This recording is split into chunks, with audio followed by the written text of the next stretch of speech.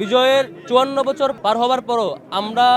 ১৯৭১ সালে মহান মুক্তিযুদ্ধের রক্তক্ষয়ী একটি সংগ্রামের মধ্যে যুদ্ধের মধ্য দিয়ে যে স্বাধীনতা লাভ করেছিলাম, সেবার আমাদের কমিটমেন্ট ছিল আমরা ইনসাফের একটি বাংলাদেশ গড়ব, যেখানে মানুষেরা আজাদি পাবে, মানুষেরা তাদের কথাগুলো বলতে পারবে, মানুষের রাজনৈতিক স্বাধীনতা থাকবে, মানুষের সমান অধিকার, মানুষের যে প্রাপ্য অধিকার সেটি নিশ্চিত হবে। সেটি মহান মুক্তিযুদ্ধের একটি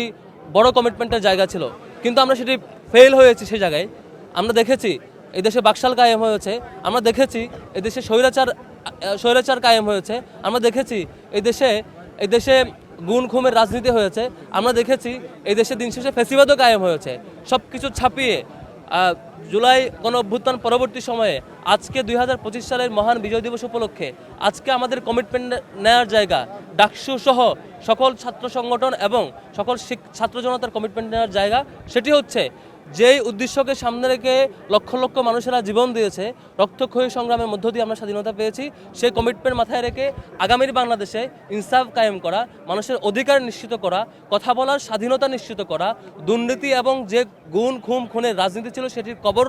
রচনা করা এবং আগামীর বাংলাদেশে সকল ধরনের অন্যায়, নির্যাতন এবং জুলুমের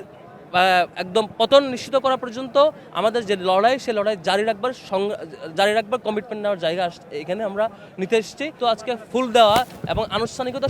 সেটি শুধুমাত্র একটি আনুষ্ঠানিকতা না, এর মধ্য দিয়ে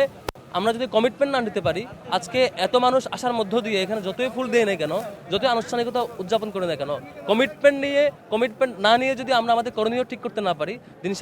শেষে আবারও ব্যর্থতার দিকে আগাবো।